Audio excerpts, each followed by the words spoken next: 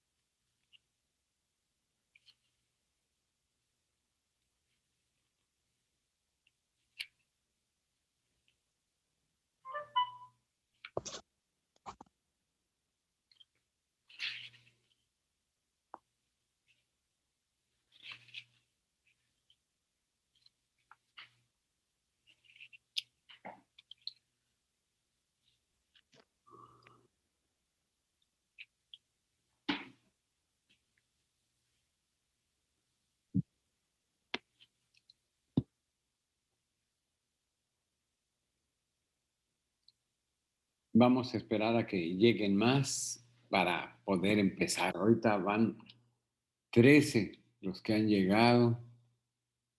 Entonces, esperaremos a que lleguen por lo menos unos 25 para poder empezar.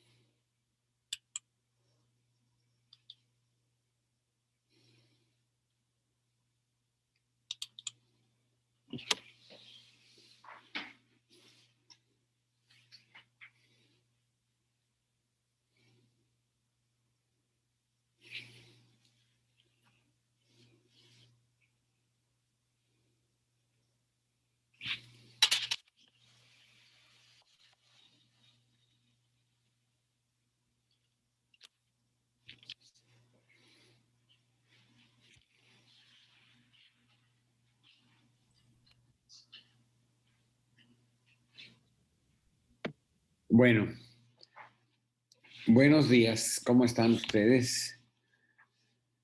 Vamos a continuar. Vamos a empezar a hablar ahora de el capítulo que anteriormente se diagnosticaba como trastornos orgánicos. Ahora en el DSM-5 está englobado dentro del grupo que se llama trastornos neurocognitivos. Y en este rubro, lo que vamos a hablar ahora está como síndrome confusional agudo. El síndrome confusional agudo, que anteriormente tenía el nombre de delirium. Entonces, el síndrome neurocognitivo podríamos clasificarlos entre agudos, que es que es el síndrome confusional agudo, y el crónico, que es, ahí abarca todos los problemas de tipo demenciales. Entonces, que más adelante vamos a empezar a hablar de los trastornos demenciales. Hace 2 días fue el Día Mundial del Alzheimer. Entonces, por eso es que vamos a estar hablando también de esto, ¿no? Este, el Alzheimer podríamos también considerarlo como la nueva pandemia, ¿no? Porque ahora como la gente tiene más posibilidades de vivir, conforme vas avanzando en la edad, las posibilidades de tener un síndrome demencial se van multiplicando. Incluso lo vamos a platicar en otro momento. Después de los 80, las posibilidades de tener un trastorno demencial son casi del 50%. Y conforme van pasando los años más. Bueno, pero ahora vamos a empezar a hablar del síndrome confusional agudo que se denomina también delirium. La característica esencial del delirium incluye desórdenes del conocimiento. Ahorita que digo delirium, es muy importante el analizar dos conceptos. Los delirios, que son ideas delirantes que se presentan en los trastornos psicóticos, es muy diferente que este término delirio, ¿no? Los delirios son ideas delirantes, el que creer que me están siguiendo o que yo soy el rey del mundo, esos serían los delirios. Pero el delirium es esto que vamos a estar hablando ahora en la actualidad. Entonces, el delirium incluye desórdenes del conocimiento, la atención y de la percepción. Lo característico del delirium es que es un desorden que se desarrolla sobre un periodo corto de tiempo, generalmente de horas y días, y tiende a fluctuar durante el curso del día. Como vamos a ir hablando ahorita, este es un trastorno. Yo soy el psiquiatra del Hospital General y este es el trastorno más habitual por lo que se solicitan las interconsultas.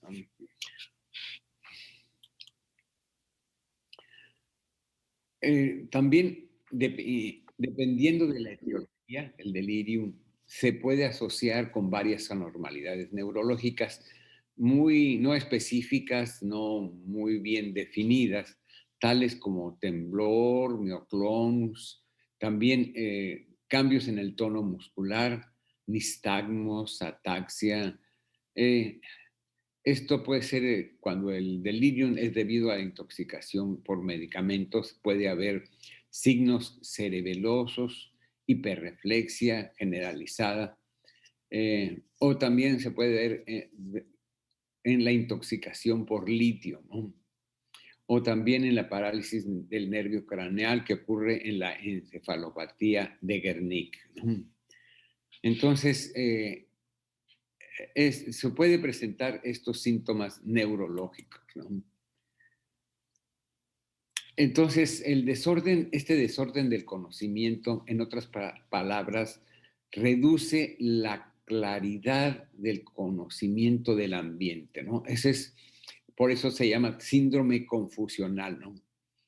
Entonces, se pierde la habilidad o se reduce la habilidad para enfocar, sostener o para cambiar la atención. La persona está confusa. Ese es una de las primeras entidades que se pueden ir viendo.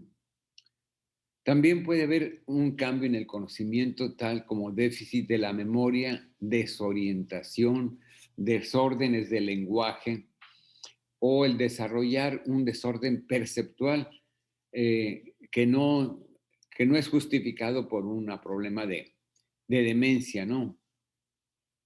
Porque muchas veces este trastorno de delirio se puede interponer o sobreponer sobre un trastorno de tipo demencial. Entonces vemos que está el conocimiento de la persona está totalmente obnubilado, ¿no? Este problema se presenta en corto tiempo y tiende a fluctuar durante el curso del día.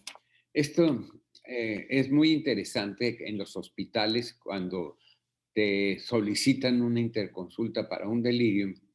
Tú ves que cuando tú lo vas a ver en la mañana, el paciente se encuentra bien. En cambio, durante la noche fue un gran problema en el piso donde se estaba atendiendo, ¿no? Porque estaba con gritos y estaba agrediendo, estaba totalmente fuera de sí, ¿no?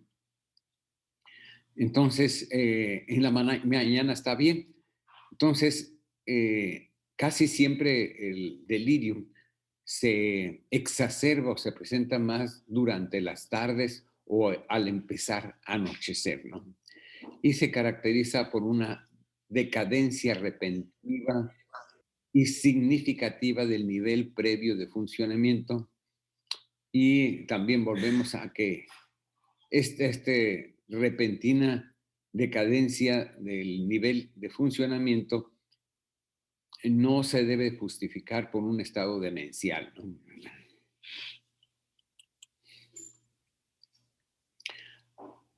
Entonces, es muy importante la historia clínica, el examen físico y las pruebas de laboratorio, ya que el delirio es una consecuencia fisiológica directa de una condición médica general. O sea, esto es muy importante, ¿no? Que puede ser todas las especialidades se puede presentar este tipo de problema, ¿no? Entonces puede ser por cualquier padecimiento que vamos a ver más adelante, o puede ser por la intoxicación de medicamentos que esté tomando, o por el uso de algún medicamento, o la exposición de una toxina, o una combinación de estos factores. Entonces, es muy difícil muchas veces llegar a un diagnóstico preciso de qué es lo que puede estar ocasionando ese síndrome confusional. Por ejemplo, eh, el, cuando hay una mala función hepática, ¿no? Que el paciente tiene una insuficiencia hepática, puede presentar un cuadro de delirio, ¿no? Entonces, sí se puede ver precisamente qué es lo que está ocasionando el delirio. O también en alguna persona que tenga una insuficiencia renal crónica, el, el desbalance de los asuados, todo este tipo de problemas renales pueden ser el que esté desencadenando los síntomas de delirio, ¿no?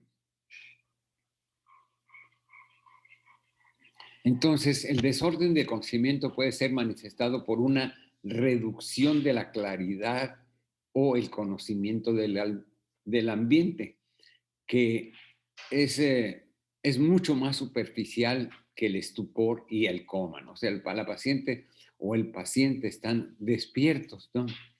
Pero tienen esa inhabilidad de enfocar, sostener o cambiar la atención, ¿no? Entonces la persona está distraída, está hablando de diferentes cosas. ¿No?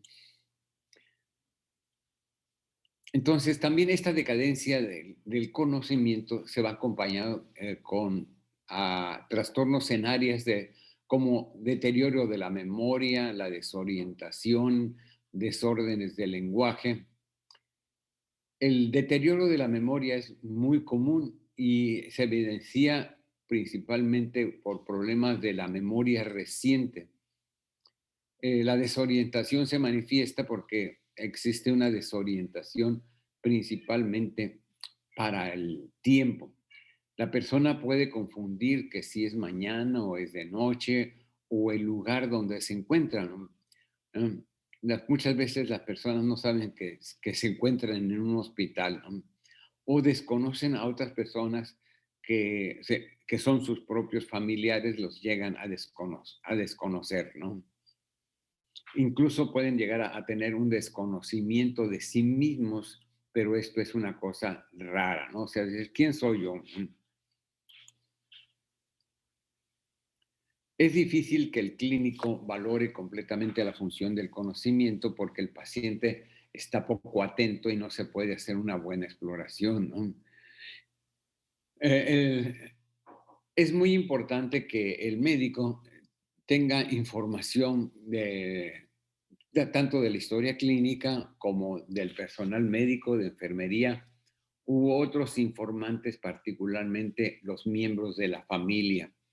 Este método de preguntar es muy útil, ¿no? Y también es muy importante este método porque cuando se está viendo al paciente en ese momento puede estar en muy buenas condiciones y uno dice, pues no, este señor o esta persona no tiene nada. Pero es muy importante el reporte de enfermería o de los familiares que estaban junto con él, ¿no? Estas personas que tienen el delirio pueden presentar disartria, que es un desorden frecuente en el habla y el lenguaje, ¿no?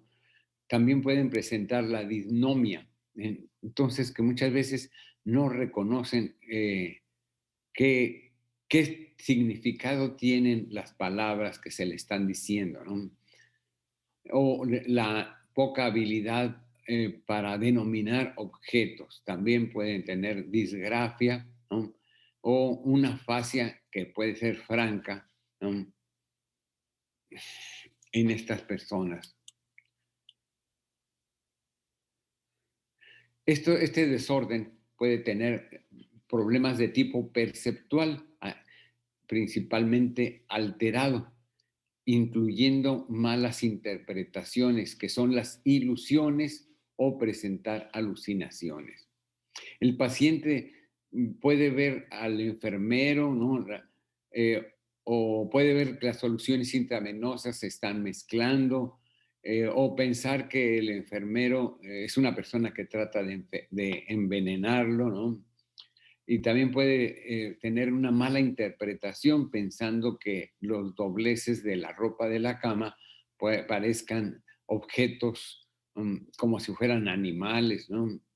Entonces, la alucinación, en diferencia con la ilusión, es que la ilusión son objetos que sí existen y se están viendo, pero la percepción se altera, ¿no? En cambio, en la alucinación no existe nada y la persona crea en su mente la presencia o el oír o sentir o hasta olfato de cosas que no existen, ¿no?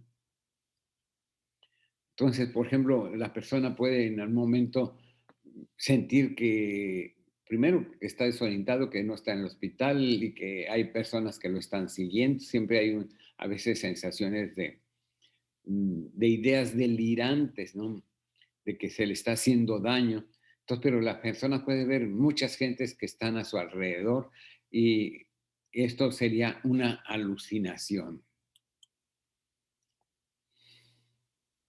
Aunque las percepciones erróneas y las alucinaciones visuales sean muy comunes en el delirio, las percepciones erróneas o las alucinaciones auditivas, táctiles, gustativas, olfativas, pueden también ocurrir, ¿no? Entonces la persona puede estar oliendo a que está quemado o un olor desagradable puede presentar, ¿no? Entonces, un paciente con delirio tiene una convicción de que las ideas delirantes, alucinaciones, son parte de la realidad y en base a que esta situación para ellos es real, exhiben respuestas emocionales y respuestas conductuales consistentes con el contenido de la alucinación. Si estoy yo viendo que hay mucha gente, que la gente que está a mi alrededor me quiere hacer daño, entonces, pues yo me voy a defender y voy a agredir a cualquier persona que se acerque a mi cama. Entonces, ese tipo de conductas empiezan a presentarse, ¿no? Y que después, pues, el personal de enfermería te amarra porque estás gritando, pues se confirma tus ideas delirantes de que te quieren hacer daño y la respuesta conductual es más intensa, ¿no? También puede haber otros síntomas asociados. Otras características comúnmente asociadas del delirio incluyen los trastornos del sueño y de la actividad psicomotora y de las emociones, ¿no? En otras clasificaciones de los delirium, eh, se clasifica en delirium hiperactivo o delirium pasivo. Puede existir esas dos clasificaciones de los estados del delirio. Y los trastornos del sueño, tiene alteraciones del ciclo, de los ciclos sueño-vigilia. Entonces, durante el día la persona puede presentar somnolencia y en la noche estar muy agitado, ¿no? También existen alteraciones en la continuidad del sueño. Entonces, la persona, si llega a dormir, está despertando constantemente y continuamente. En algunos casos se puede estar una reversión completa del ciclo sueño-día, que está despierto en la noche y en el día una somnolencia o fragmentación del sueño. Entonces, muchas veces va acompañado de perturbaciones de la actividad psicomotora. Entonces, este autor, Lipovitsky, es el que menciona estos subtipos del delirio basado en la actividad psicomotora, ¿no? Entonces, y estos subtipos del delirio incluyen el delirium hiperactivo, ¿no? Que es el paciente muy agitado, o el delirium hipoactivo, letárgico, ¿no? Entonces, y otros han incluido el subtipo mixto del delirio con las características alternantes de ambas situaciones.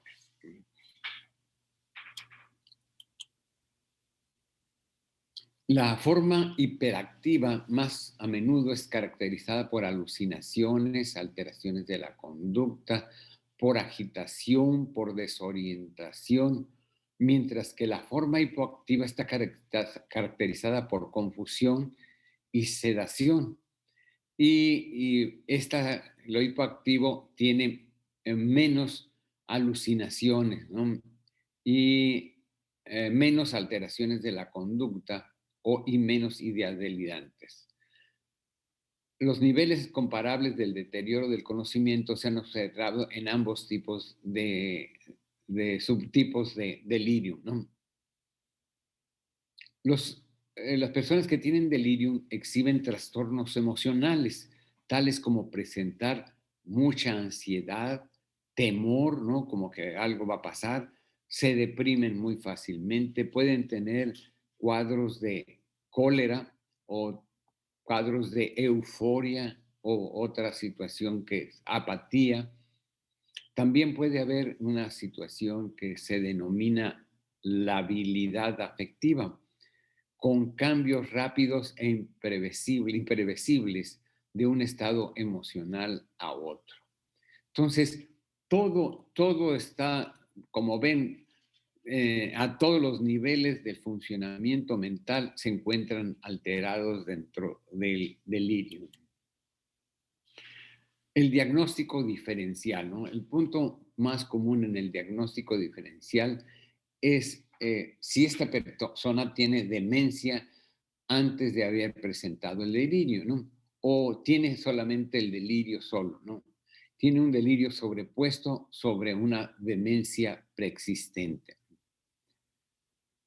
Los trastornos cognitivos, tales como el deterioro de la memoria, es común tanto en el delirio como en la demencia. Sin embargo, el paciente con demencia es generalmente más alerta y no tiene tantos problemas de tipo cognitivo ni tantos trastornos de la conciencia que es caracterizado del delirio. Entonces, en el delirio el funcionamiento mental está mucho más grave. En el de la demencia, pues puede que sea principalmente el problema de la memoria, pero se puede superponer ambas, eh, ambos problemas, porque como vamos a ver un poco más adelante, el delirium es mucho más frecuente en las personas de la tercera edad, y menos frecuente en los jóvenes, pero también se puede presentar en los jóvenes.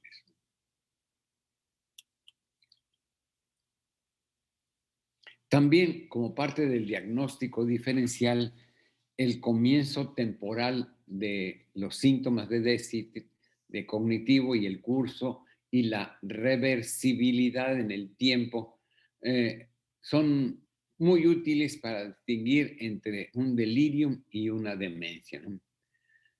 La severidad de los síntomas del delirio fluctúa típicamente durante un periodo de 24 horas, mientras que los síntomas de la demencia generalmente no hay esas fluctuaciones.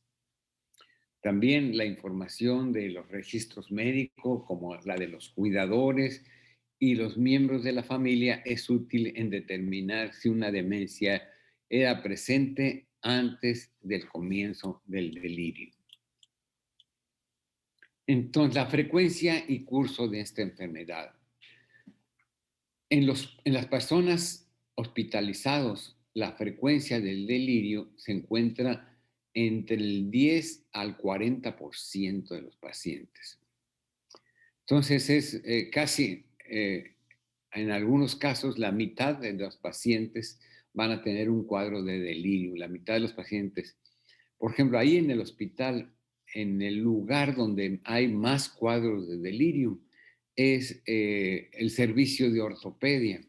En el servicio de ortopedia es lo más habitual.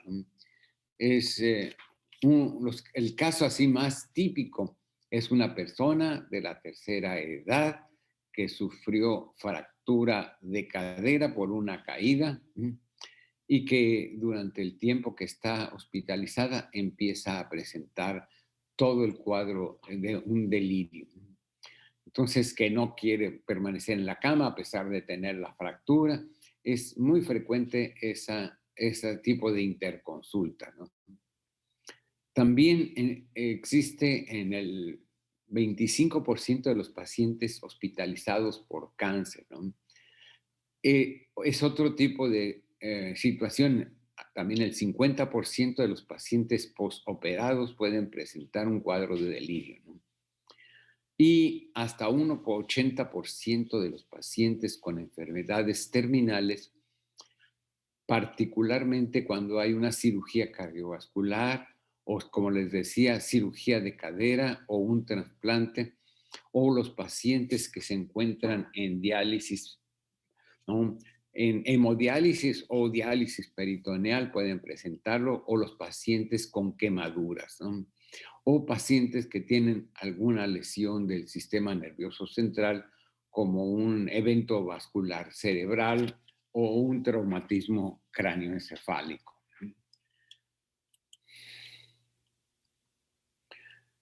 Muchas veces estos pacientes con delirios empiezan a presentar síntomas subclínicos o prodrómicos antes de que se presente este tipo de problema, como pueden ser inquietud, miedo, ansiedad, irritabilidad, cierta distractividad o alteraciones del sueño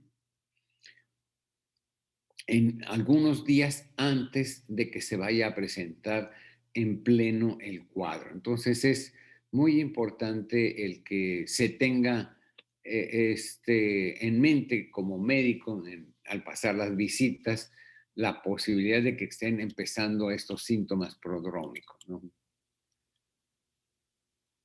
La duración de los síntomas del delirium puede durar de menos de la semana hasta 1 o 2 meses, ¿no? Típicamente los síntomas del delirium se resuelven, ¿no? A la semana, 10 o hasta 12 días. Sin embargo, el 15% de los pacientes con delirium tienen los síntomas que persisten hasta más de 30 días o más, ¿no? Los pacientes con delirio grave es más probable que tengan un curso prolongado y con duración de los síntomas que sean de más de un mes, ¿no? Entre más grave sea el paciente, más posibilidades se tiene de que este delirium se extienda más tiempo, ¿no? Mientras que la mayoría de los pacientes se recuperan completamente. La progresión del delirium puede ser desde el estupor y puede llegar a presentar coma, eso es muy raro, ¿no? O a presentar crisis convulsivas o inclusive llegar a la muerte, ¿no? Particularmente si este problema del delirium no se atiende, ¿no?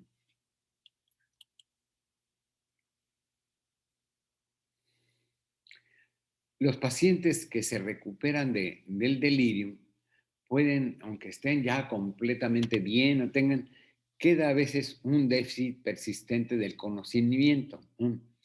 Que se puede confundir este déficit del conocimiento con problemas de tipo demencial, ¿no? Entonces hay que averiguar si la persona ya no tenía una demencia preexistente que no fue diagnosticada. Eso es muy importante, ese tipo de situación.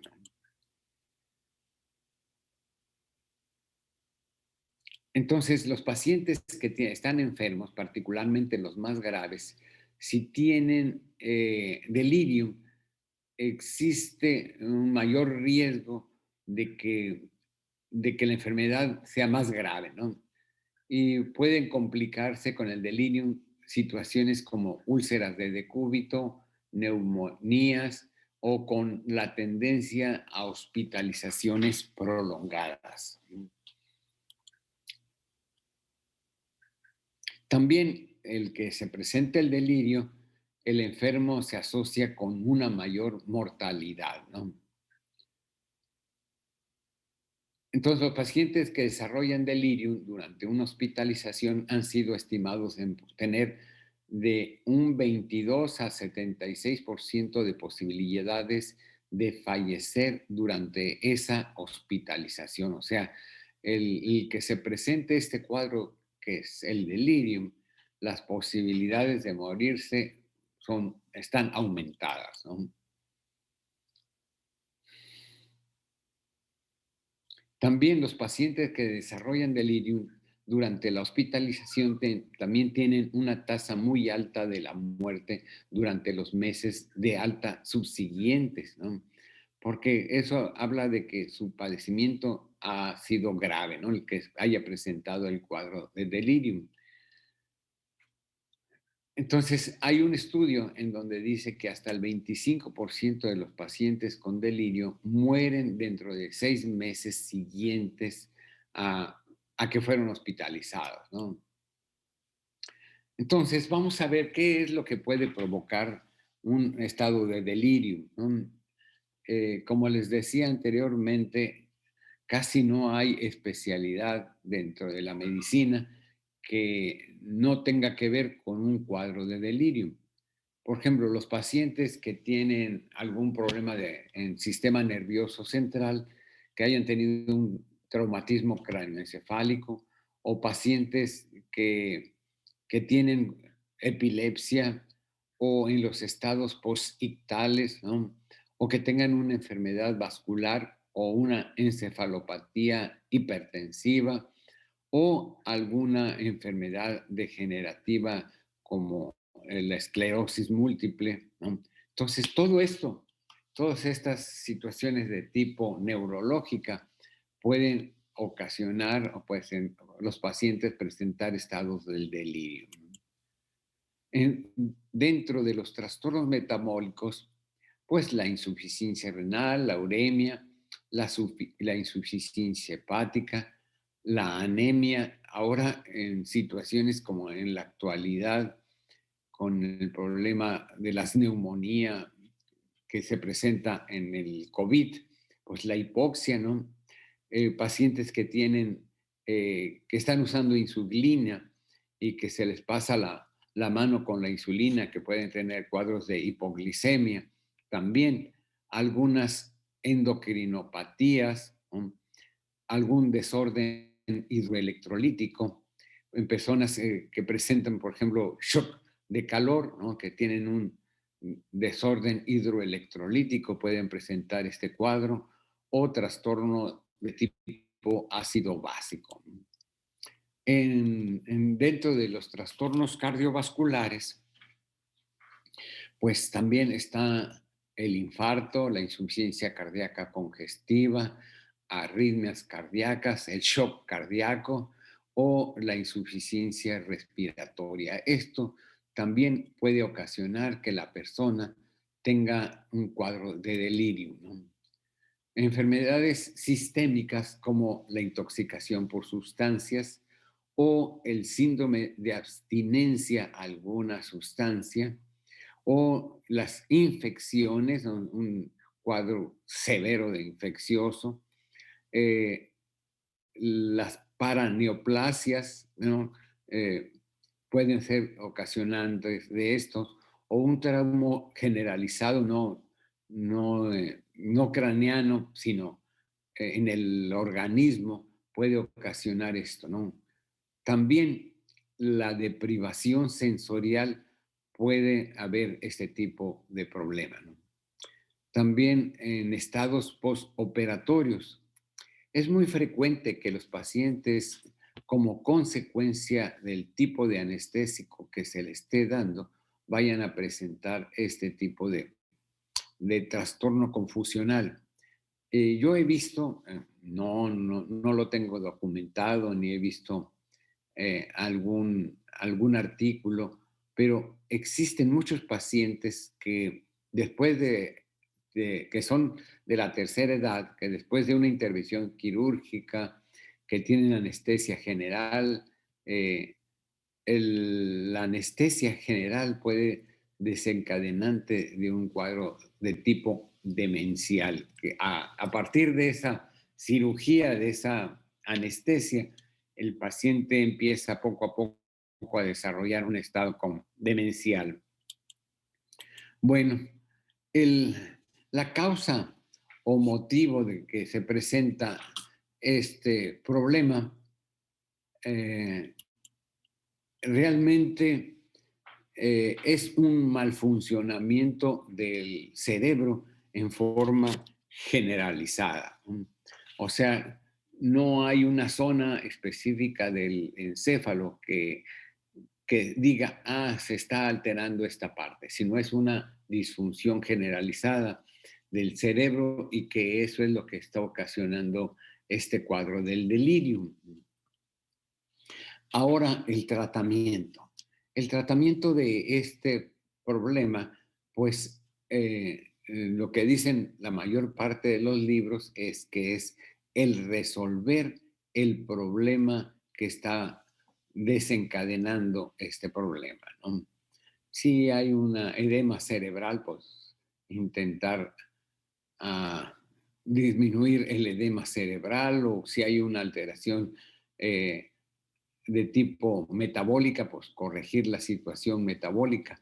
Pero como muchas veces no es fácil encontrar cuál es la causa porque se pueden superponer varias causas, entonces es muy difícil el llegar a un diagnóstico cuál es la causa de esto.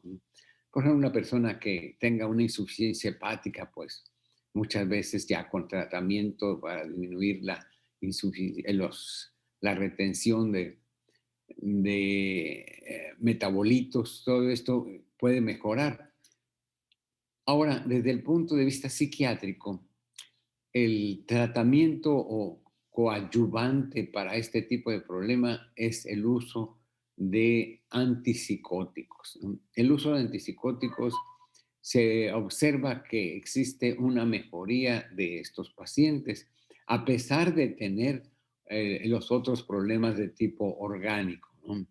Entonces, el medicamento así ad hoc para tratar este tipo de problema es el haloperidol. También se usan, pero no hay por vía parenteral, los antipsicóticos que son denominados atípicos, como la olanzapina, la clozapina, la risperidona. De estos medicamentos, el único que hay por vía parenteral es la olanzapina. Puede utilizarse este tipo de medicamento, la olanzapina.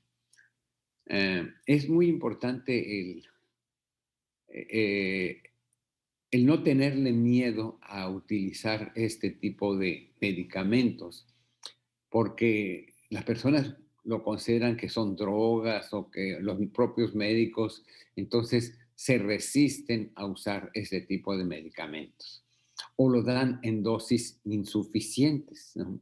Y muchas veces, como se está dando en dosis insuficientes, el paciente no responde. Entonces hay que, el, la única complicación que puede tener el tratamiento con aloperidol es el que presente síntomas de tipo parkinsónico. La persona que tenga rigidez o hay personas que tengan una reacción exagerada al aloperidol y presentar contracturas musculares severas.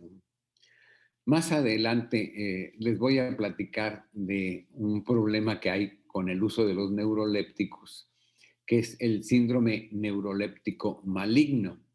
El síndrome neuroléptico maligno es un problema grave a consecuencia del uso de los antipsicóticos, principalmente del haloperidol, ¿no? Que puede llegar a la muerte en el síndrome neuroléptico maligno.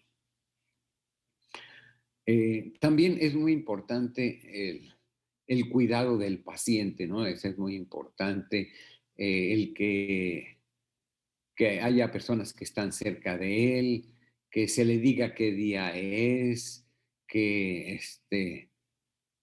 en un hospital pues, general que hay varias camas, pues es muy difícil el tenerlo regularmente aislado, pero es el mejorar las condiciones del paciente. Tratar o evitar lo más posible la sujeción del paciente, porque este tipo de problemas de sujeción del paciente con delirium exacerba muchos de los síntomas que el paciente presenta, ¿no? Entonces, eso es así a grandes rasgos lo que es el delirio. ¿Alguna pregunta, alguna aclaración? Yo, doctor, Dime. el diagnóstico diferencial sería solo con demencia, ¿no? O- Exactamente, solamente con demencia, ¿no? Este, si hay una demencia previa o no, nada más es lo único que tienes que descartar, ¿no?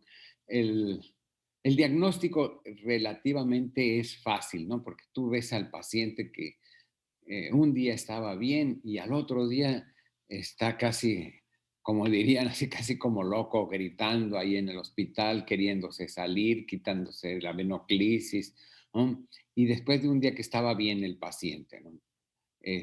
No hay otro padecimiento. Lo que hay que hacer el diagnóstico bien, qué es lo que lo está desencadenando el problema ¿no? Si hay un problema metabólico, o si hay un problema hidroelectrolítico, o si hay un problema de tipo infeccioso, con fiebre, todo esto es lo que se tiene que estar buscando, qué es el desencadenante de este problema, ¿no? Más que el Sí. diagnóstico diferencial. Ok, entonces hay que basarnos como en que es de inicio repentino, que fluctúa mucho su estado en el día y Que existe un que existe un... estado confusional, ¿no? Si el paciente Ok. está confuso, no te conoce, desconoce a las personas que están a su alrededor y que es fluctuante, eso es lo más importante, ¿no? Que eh, a- durante el día puede estar muy bien y en la noche ser más grave esto, ¿no? Esto también hay que preguntarle al personal de enfermería si hay reportes de la conducta del paciente, todo este tipo de situación, ¿no? más que de la observación directa, ¿no? Tú puedes llegar, te puede tocar que llega y no te reconoce, o con que ya lo hayas conocido al paciente, o que piensa que tú le vas a hacer daño. Entonces, esto pues va a confirmar tu diagnóstico de un cuadro confusional agudo. Es que así se denomina ahora en la actualidad, más que delirium, ¿no? Estado confusional agudo. Muchas gracias. ¿Alguna otra pregunta?